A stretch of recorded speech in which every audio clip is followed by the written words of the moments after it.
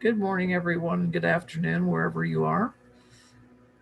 We are going to go ahead and get started, and we'll wait for the others. The others will come in and join us as they do.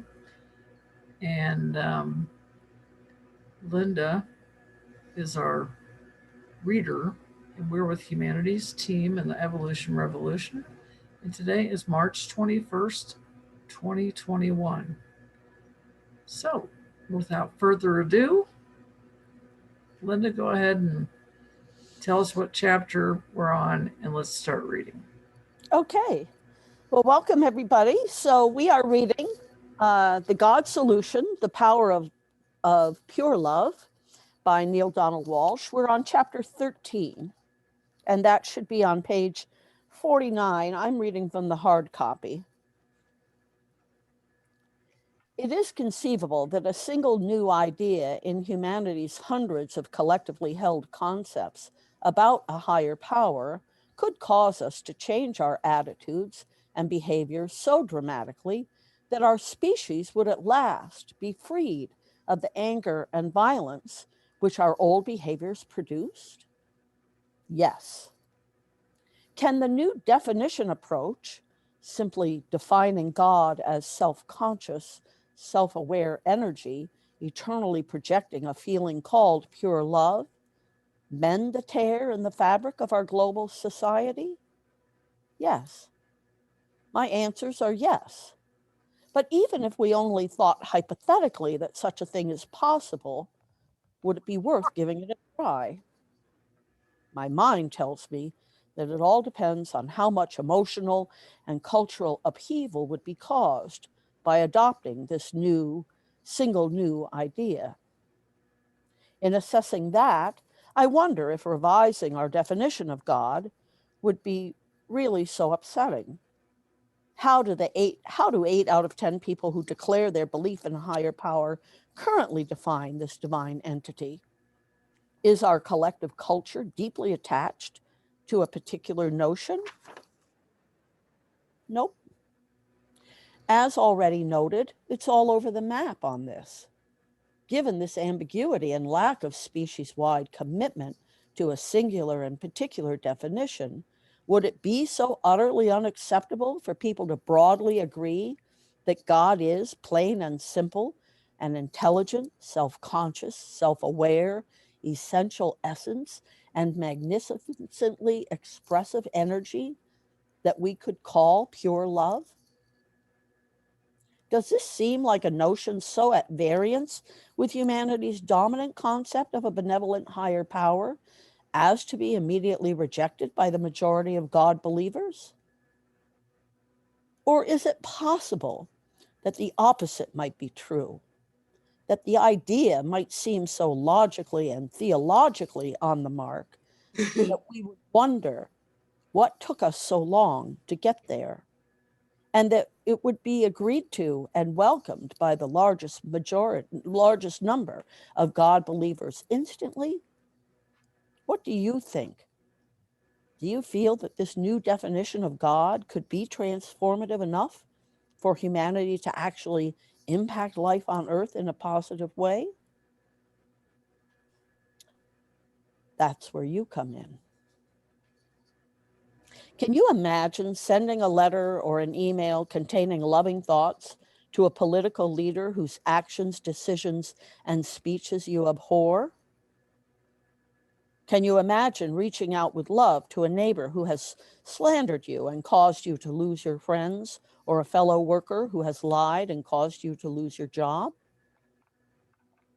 Can you imagine greeting with love someone who has gained the affection of and then lured you from your life partner? If you can, you understand what pure love is about. If you can, you remember the words that were shared with us not very recently, but that are perhaps more relevant at this moment in our history than ever before. Love your neighbors. Bless them that curse you. Do good to them that hate you, and pray for them which despitefully use you and persecute you. So spoke Jesus. You may remember this from another source.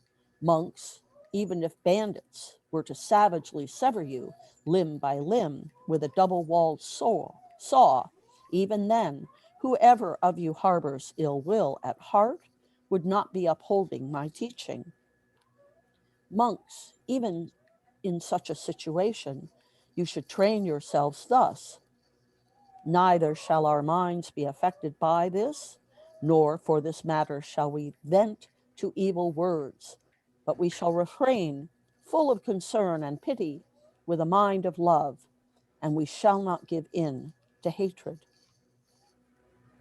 On the contrary, we shall live projecting thoughts of universal love to those very persons, making them, as well as the whole world, the object of our thoughts of universal love, thoughts that have grown great, exalted, and measureless. So spoke the Buddha. The question now before the House is the behavior suggested by these ideas within the reach of the average person? Hang on just a second.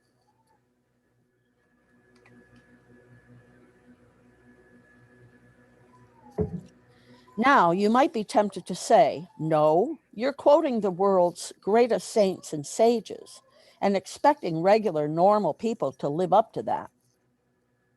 Yet on this turns the whole new definition approach to understanding God and solving the God dilemma. That solution is based on the very premise that embracing and expressing pure love, even for those who have hurt us or are our enemies, is possible for the average person. And the fact that it was taught by all those spiritual messengers through all the ages is evidence that the behavior must be attainable by the average person. Would our most revered teachers have given us instructions that they knew were impossible for people to follow? Why would they have done that?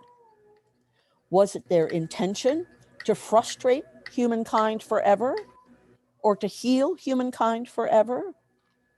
Which do you think? Unless you're willing to label Jesus, the Buddha, and every other spiritual teacher through the ages as scam artists and charlatans, we have to assume that it was their deep-seated clarity that their teachings absolutely can be applied in real, everyday life by real, everyday people. And they can be. You and I can do this. We don't have to be saints either. We don't have to be uncommonly virtuous. We simply have to want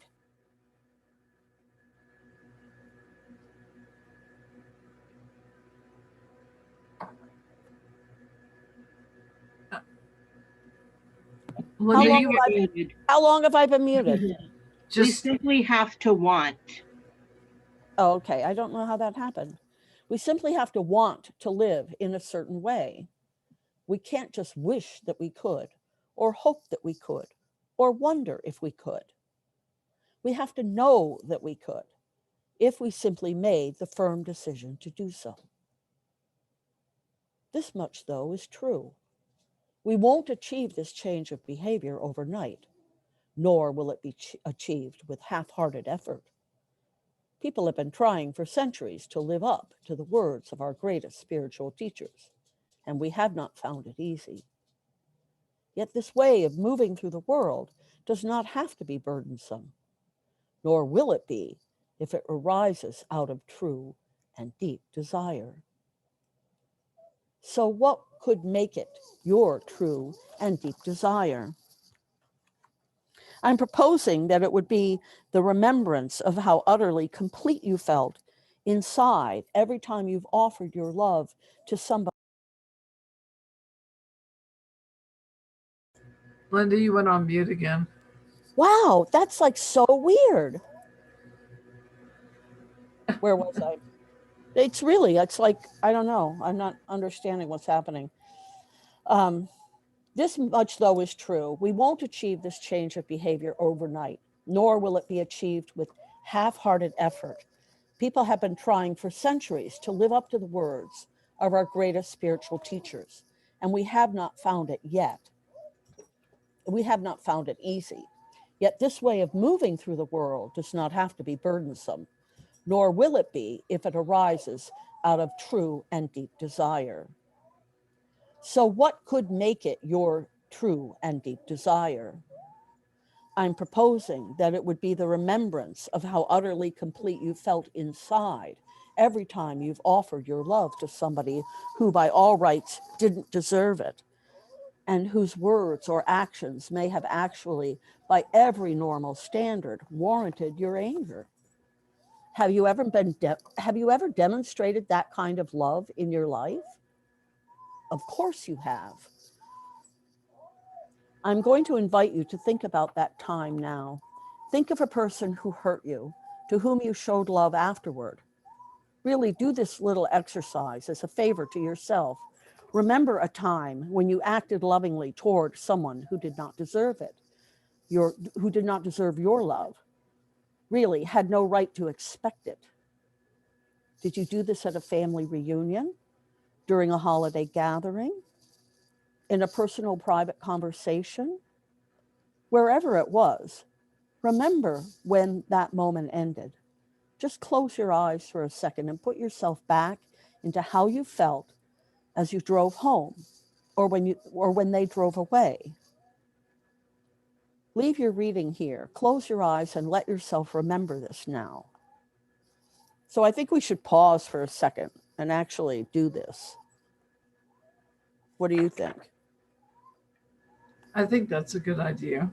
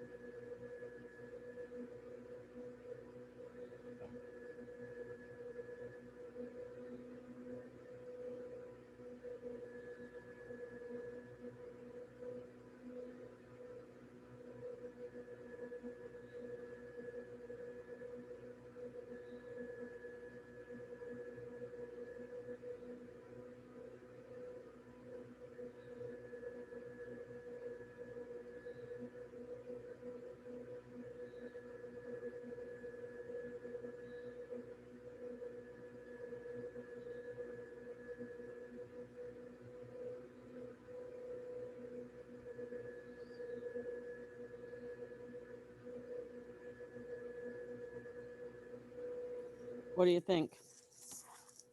Yep. We should go ahead. Okay. Nice work. Good job. Now, can you put that feeling into one word? Give it a try. Maybe even write that word right here in this book, in the space below. Put into one word how you felt. Do you see? You've already done this. This is not even a question of trying out new behavior. This is a matter of simply repeating what you've done before. I'm going to suggest to you that in the moment when you showed love to that particular other person, you completely altered any idea you've ever had about yourself as being small. You also changed your idea about what was most important to you. In that moment, you decided that what was most important to you regarding others is not who they are, but who you are. I promise you that once you become used to experiencing who you are at that level, you will not want to return to any other way of being. You will know yourself as whole and uninjured, and in a very real sense, unable to be injured. Now, here's an idea that may make loving your enemies easier. As you deeply consider this concept of stepping into your wholeness by doing so, choose to embrace and appreciate the deep relationship between the words wholeness and holiness. Know that the way of being described here is not only about being wholly human, but it's about being wholly human. Holy. Try not to flinch from that description. Being holy, Holy, does not require you to be saintly or unworldly or unnaturally virtuous. In fact, just the opposite. It invites you to be who you naturally are. The sense of yourself that you experienced when you openly loved someone who angered you or hurt you is who you really are.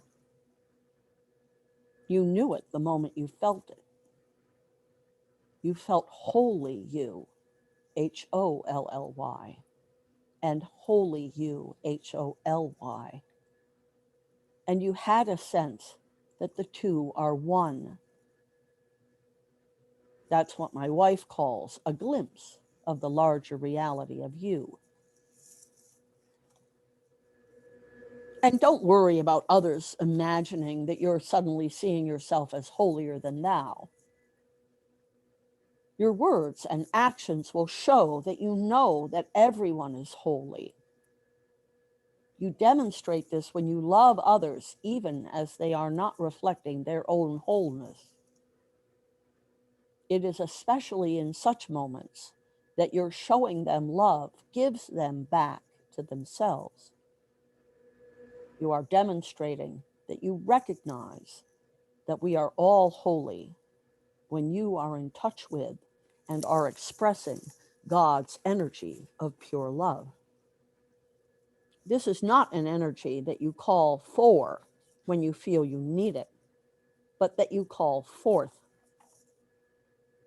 You bring it forward from within you, as opposed to asking for it from outside of you. This is exactly what you did in that moment when you showed love to one who did not deserve your love. With your actions, you revealed that they did deserve your love, that their worthiness is not based on what they are doing or have done, but who they are at the core of their being and have always been.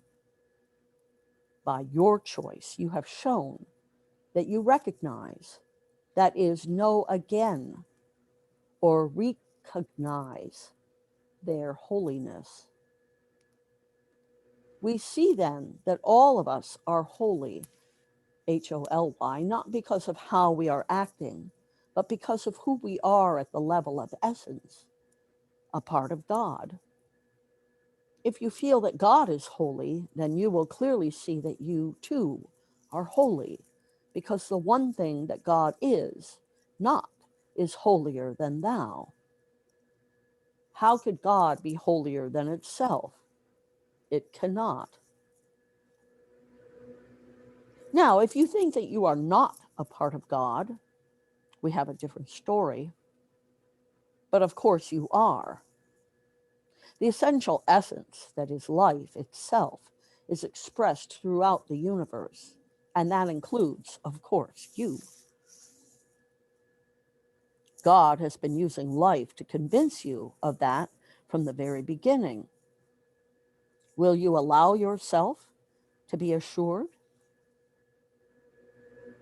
I would like to offer here a passage from the book, Conversations with God, which I have never forgotten. Type it up, print it out, and tape it to your bathroom mirror. Quote, "You are goodness and mercy and compassion and understanding.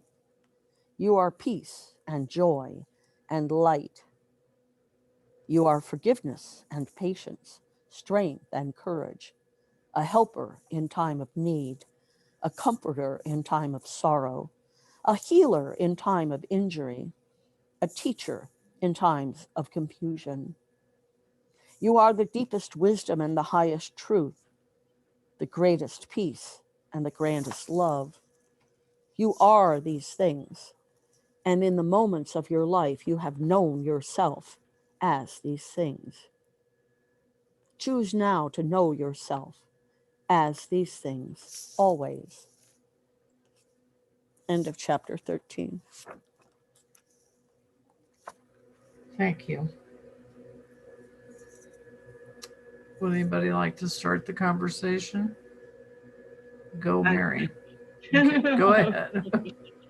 I would, because what's interesting to me about this chapter is that, I have for at least recent years thought of myself as a very forgiving person. Like, I forgive people who never ask me to, who don't even think they've done anything wrong, blah, blah, like I'm so good at this forgiveness stuff. And that's all true, but those are very specific people. And what came to me during this conversation is that there are some instances in which I have not been forgiving and I have been holding grudges. And it was like, I was surprised because I knew I did that when I was young, but I didn't realize that I've still been kind of doing it. So that's really all I wanted to say, was that I realized I have some healing to go through with people.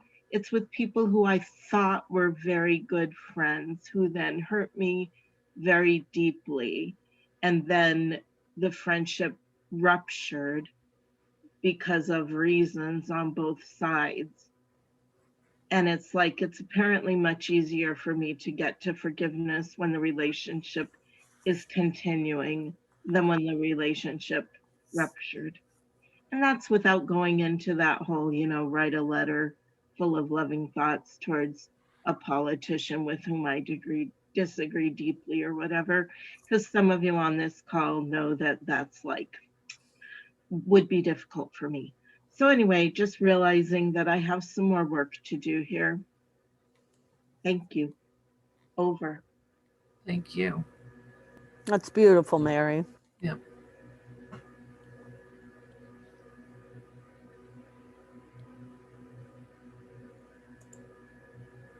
Well, I'll chime in here for a minute. As most of you know, but some of you don't, I spent 15 months in a rehab facility, for severely breaking my hip. And during that time, my daughter sold my home, and she decided to, she bought it for me, so it was hers to sell. But she and I've been on some strained plane because of her boyfriend, who lived there as well. And I go out to these storage units where they literally threw things in there, helter skelter. And things that mean a lot to me, and I know we're not supposed to be attached to objects, but they mean a lot to me because they belong to my mother, or my mother gave them to me, or a very good friend gave me something. And I'm finding that a lot of my things are missing. And I'm having a really hard time um, I don't know, Mary, it was something you said, but I'm having a hard time keeping my heart open where my daughter's concerned. And I've been doing this thing that I heard Lynn McTaggart say. And she said, when you're starting to feel really down, immediately pray for others. You can pray for yourself, but then you need to pray for others because that energy is what will bring you back to feeling um, more blessed, as it were, over.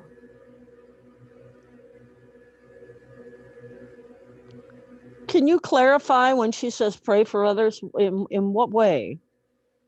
Just anybody that you know. It's like I pray for my brother Ben, who is struggling with being homeless. I pray for um, my other siblings for different things they're going through. And then I start praying for all my friends. And I may not even give reasons.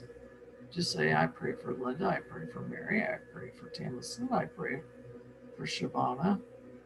Um, and it's amazing how it can recenter you when you move away from the self with the little s and move towards the self with the big S, capital S.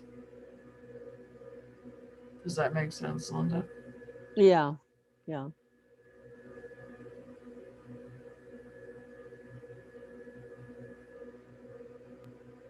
I use the Ho'oponopono phrases. I know I've mentioned that in here before.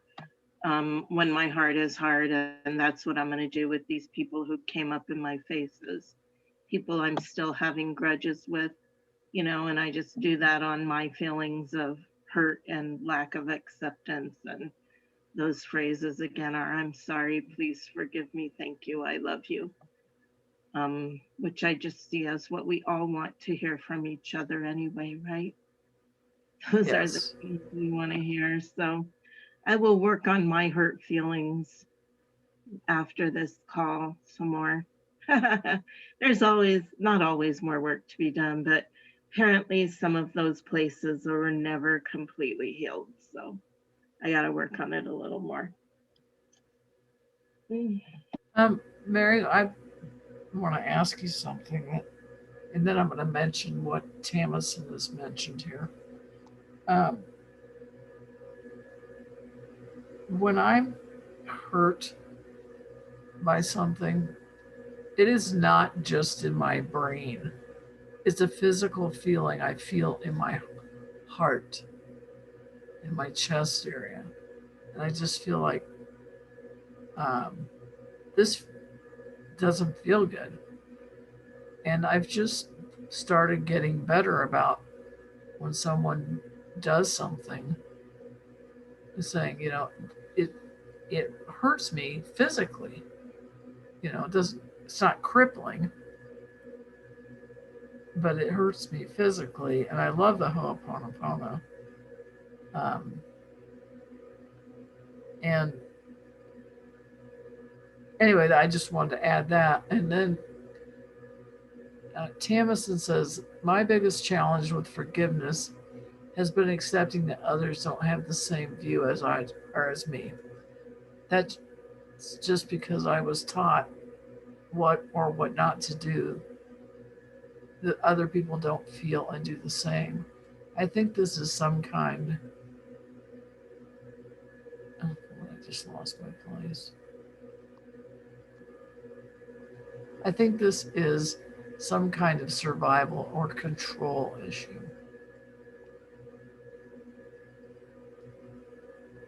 Does anybody want to comment? Or judgment. So yeah, so two things. I always come back to the 4 agreements because in terms of understanding human nature, I think, the four agreements, two of them are be impeccable with your word and always do your best. But the other two are really quite, I mean, they're all critical, but the other two really are dealing with the other people. And one of them is not to make assumptions, and the other is not to take things personally. And when you combine those four with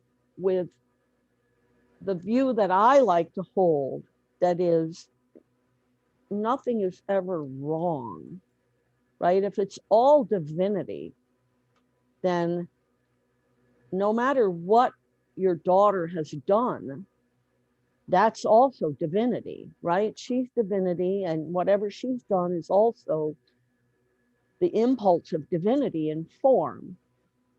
And so when we can detach ourselves from the judgment of it and can look at it from a place of allowance and acceptance of what is, right? Not accepting that it's right or wrong, but just accepting that this is what is. And coming back to the realization that each of us in our individuation is what is creating our own reality, then everything, even how we're feeling, becomes our responsibility. It's our creation. We have this sense that somebody does something and then we feel a certain way because of it. But we feel a certain way because we allow that in our own mechanism. And that's the piece of it that I think most human beings don't realize, is that there isn't anything outside of us. So when we're looking out at somebody else and holding ideas that they've done something to us that's upset us or hurt us, we've created that. We're creating the hurt. Because if you think about it, a lot of times when people do things that hurt us, they have no idea. They have no idea that that's what they've done. And that's what points it all back to each individual, right? We have to take ownership of what we're experiencing. Over. I wanted to say, you said accepting what is, and I just find it easier, a semantic point, to say allowing, for my own sense of responsibility and stuff. Allowing feels less charged to me than accepting. It's like it is what it is, and that's perfectly fine. I'm just saying that for me, allowing sometimes has a charge accepting has a charge that makes it difficult. So putting it out there, allowing might be an easier word. Like, instead of letting go, let it be, let it exist as it is. And the other thing, as far as people saying and doing things that hurt me, I understand very clearly that, like, if I'm triggered, they're usually not the one who installed the trigger. They just like bump that button. So it is my responsibility. And that's one of the reasons I like the Ho'oponopono, is because I'm working with that on my hurt feelings about whatever happened, not on what happened. Because, like you say, what happened, and therefore somehow within the divine scheme of things, that's what was supposed to happen, because I know that because it happened. Like, that's sometimes the only way you know that is because that's what you're looking at. So that's all. Love you guys. Over. Thank you. Yeah, I thought I had said accepting or allowing, but it is. Accepting can be a trickier word than allowing.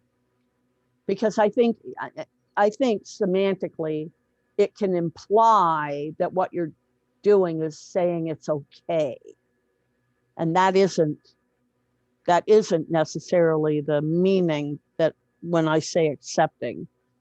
I am meaning more of an allowing. And we should also clarify that when it comes down to things that are physical, if someone is physically hurting you, that's different, right? Like that's a whole different conversation. We're not talking about physical abuse here, because that's separate. And there's no allowing or accepting or any of that when it comes down to the physical, because that's a violation of space, personal space. Well, I totally agree with the allowing word. And it's funny how much power we can give to a word. Right. But when you stop and think about it, you want to be able to say, okay, I'm allowing this to enter my field of my family, for instance. And it's not to be confused with permitting. But just that I'm going to let it be. I'm just going to let it be. And it's been tough because there's nothing more that I'd like to do than get on the phone with my daughter that I haven't spoke to in probably 2 months, and I would like us to be back on the same page, but I don't know if I can keep my mouth shut about the thousands of dollars worth of things that she destroyed, and was careless with. Over. And you just have to look at what's more important to you, the things that she destroyed or your relationship with your daughter. And it's a process, it's not an instant thing, but you can definitely, it's that I'm willing to be willing. Like that's because your situation with your daughter is exactly the kind of thing that I have been able to get over with someone who I really loved, like my uncle, who I'm so close to. It wasn't a financial thing, but it was a really huge betrayal. And it hurt like a month. And I said, yeah. yeah. And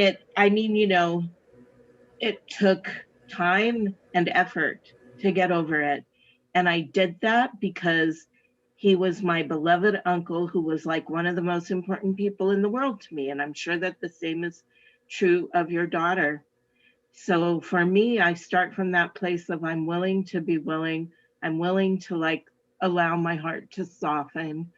And I spend the time on the Ho'oponopono, and I hold the relationship in the pink light.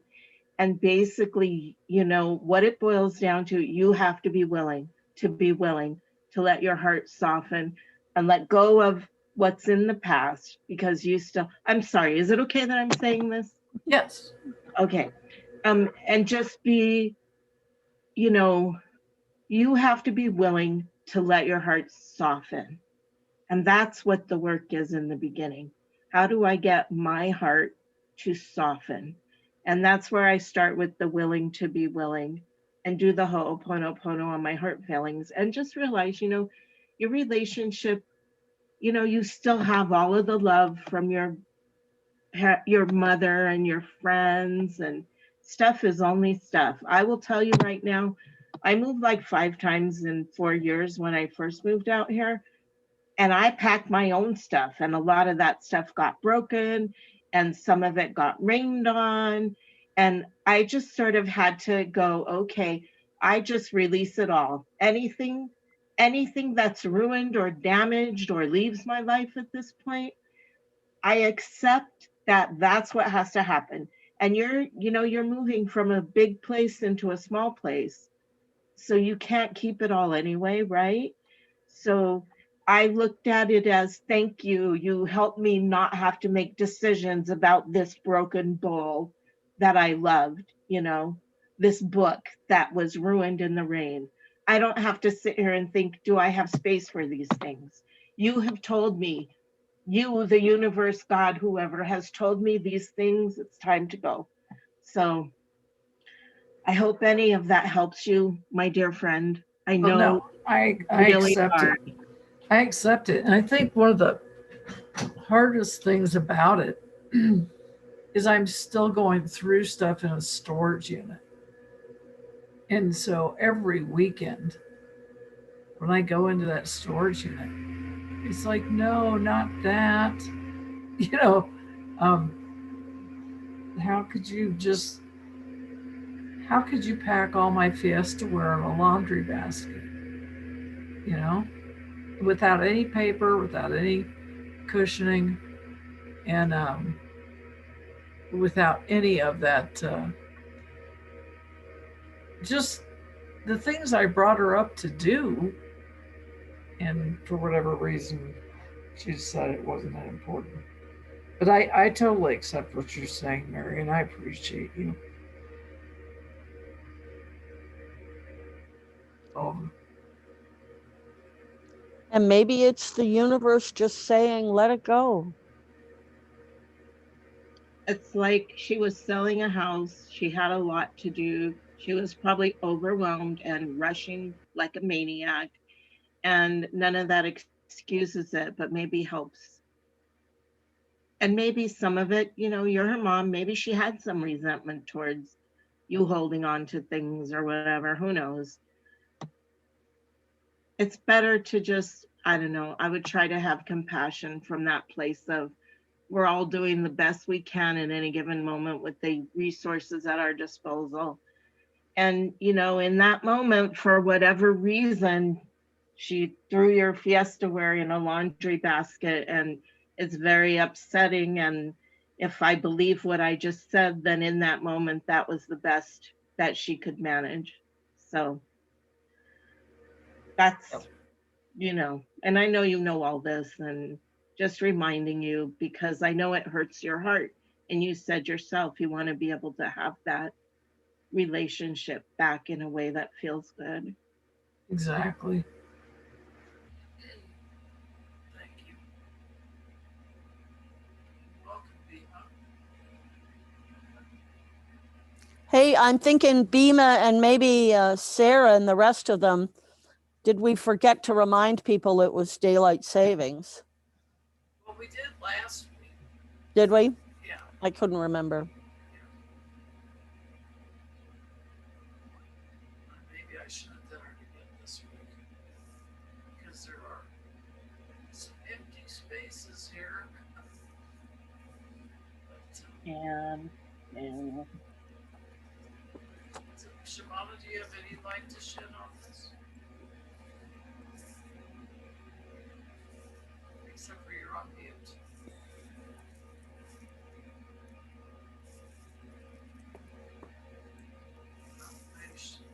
You're on mute.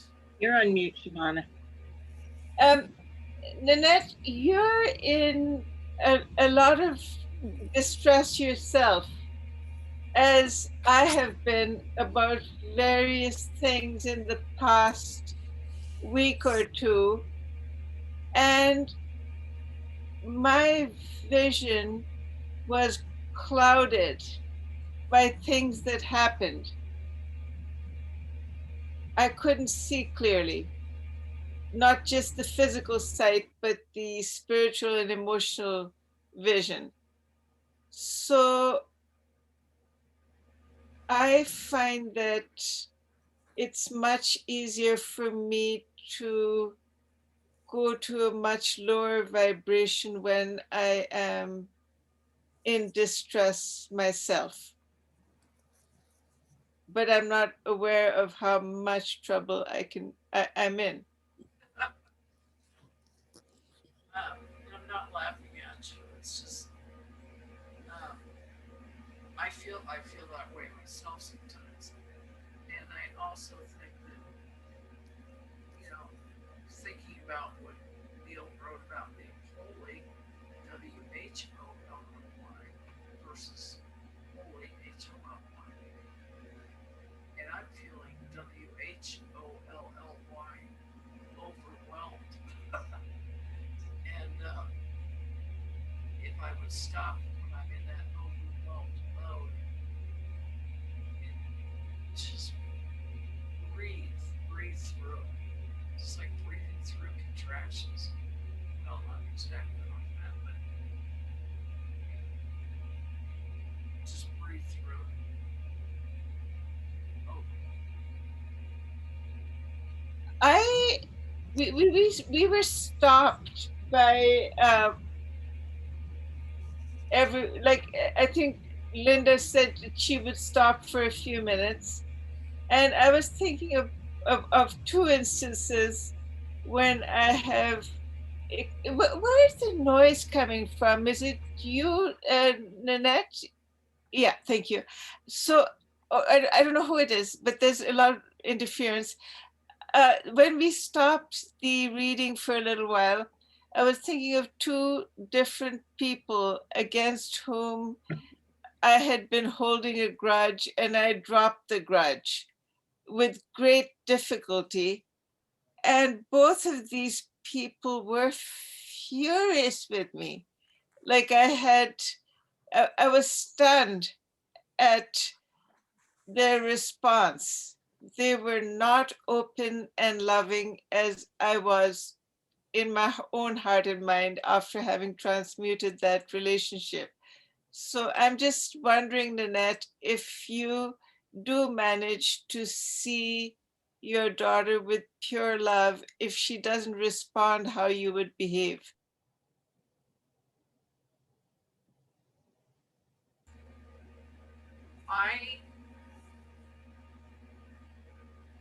I do, but I have to, if I'm being honest, there's great disappointment at the same time. No, but suppose they responded as badly as my two people did. Mine, I found it fairly abusing, really. Their response is none of your business, Shabana. You know, I do my forgiveness work to have peace in my heart, and I do it in hopes that it can restore our relationship if it's been damaged. And my uncle, he didn't even realize there was a problem, or he just went into denial because that's what he does. One of my best friends, it didn't matter what I did. He was, he really hurt me. And then when I was really hurt back, it really hurt him. And, I did my work. He has to do his work. He has to be willing. And he was not willing because he is like a grudge holder of, you know, extraordinary proportions, and he would win the Olympic event. So, that relationship may never recover, and it's not my business. My business is that in my heart, I found my peace. And I put that out there for the person. And again, their reaction is their business. Like Linda said, don't take things personally. And I forget what the other one is that's pertinent. Don't make assumptions. Don't make assumptions. Right. That's a big one. Don't make assumptions.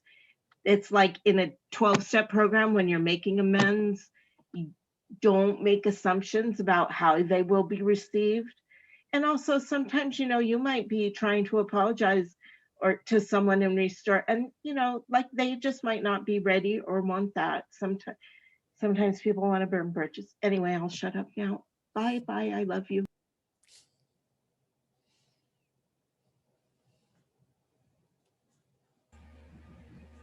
Well, I don't know what is wrong with the sound because these are brand new headphones. You have headphones in? Yeah, they're earbuds. And for whatever reason, they're brand new. I don't know. Maybe you just need to turn the volume up on them. I just did. Huh. So it's not much better. It was weird because you were louder earlier.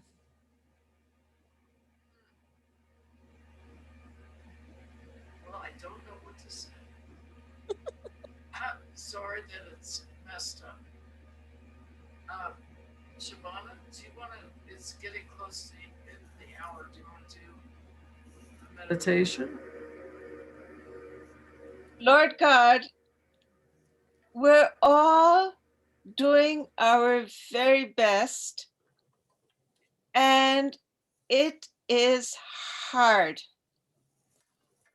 But right now, we have Jamison and Bima, along with Linda, Mary, Nanette, and me, and we're pooling our heart energy to bless ourselves and our own vision.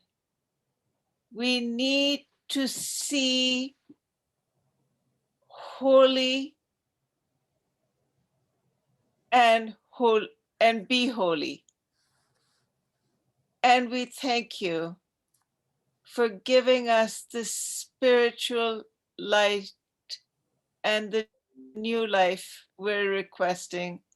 It's not just for each of us, but for the whole of humanity and Gaia. Amen.